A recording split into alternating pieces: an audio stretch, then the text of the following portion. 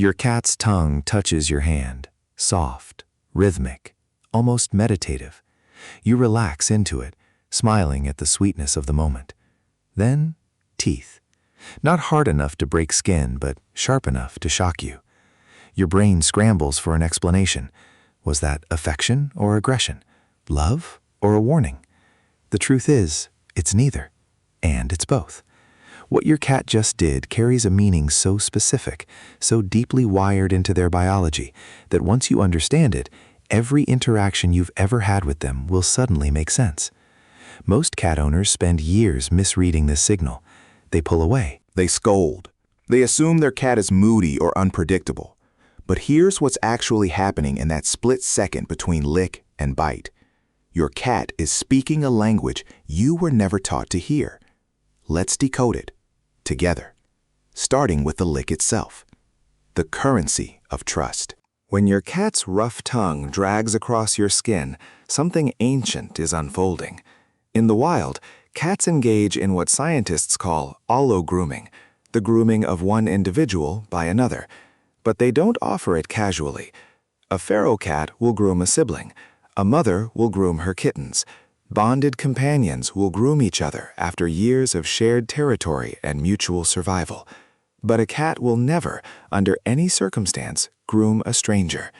Grooming is trust made visible. It's intimacy in its rawest form.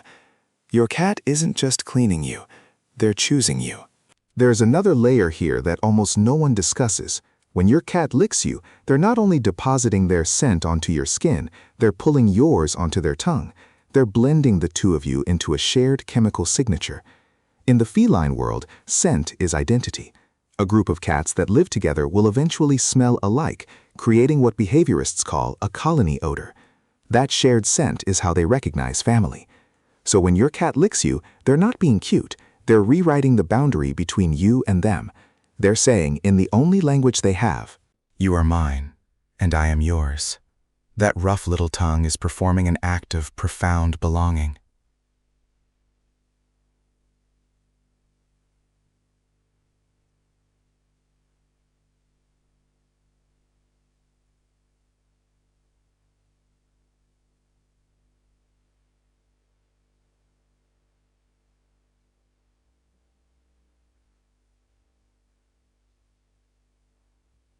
But then comes the bite, the threshold no one sees. Here's where it gets fascinating. Among cats, grooming sessions almost always end with a bite. Not sometimes, almost always. And it's not an accident. It's not a mood swing. It's deliberate punctuation. In cat language, that closing bite means one thing: we're done now. Not in anger, not in rejection, just completion.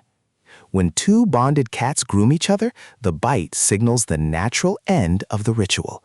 It's a full stop at the end of a sentence. The problem? Humans don't read punctuation the same way.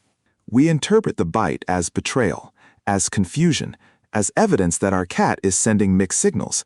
But to your cat, there's no contradiction at all. The lick and the bite are two halves of the same message, learned before their eyes were even open. The mother's first lesson.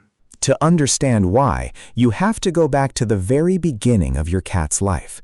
When kittens are born, their mother does two things almost constantly.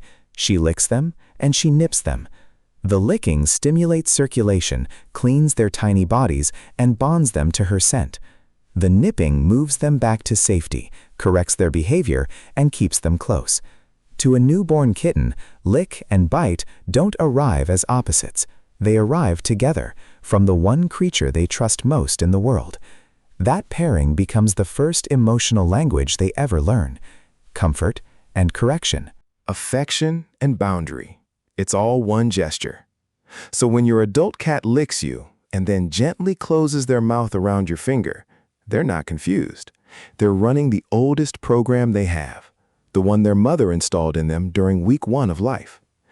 They're treating you the way they were treated when the world felt safest. Sit with that for a second. Your cat isn't sending mixed signals. In their mind, the lick and the bite are inseparable pieces of the same act of love. And that's also why cats separated from their litter too early often get this balance wrong. The lesson that never finished. Kittens learn bite control through brutal but effective feedback. One kitten bites too hard during play, the other shrieks and quits the game. Playtime ends. Do that enough times and the lesson sinks in. Soft bites keep the fun going. Hard bites kill it. Behaviorists call this bite inhibition. But cats who are taken from their mothers and siblings too soon, before 8 or 9 weeks, often never complete that training. They reach adulthood with a play style that's rougher than they realize. Their bites feel normal to them, even when they leave marks on you. So sometimes the lick then bite sequence isn't about grooming at all. It's your cat inviting you into a game. The signs are easy to spot once you know them. The bite is quick and light. Their body stays loose.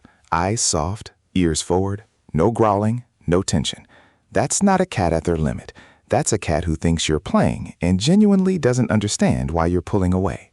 The mistake almost everyone makes, they scold. But to a cat who thinks they're playing, punishment just reads as confusing rejection. The fix isn't discipline, it's redirection. Keep a toy within reach. Let them sink their teeth into that instead of your hand. You're not shutting the game down, you're just handing them a better opponent. The invisible limit.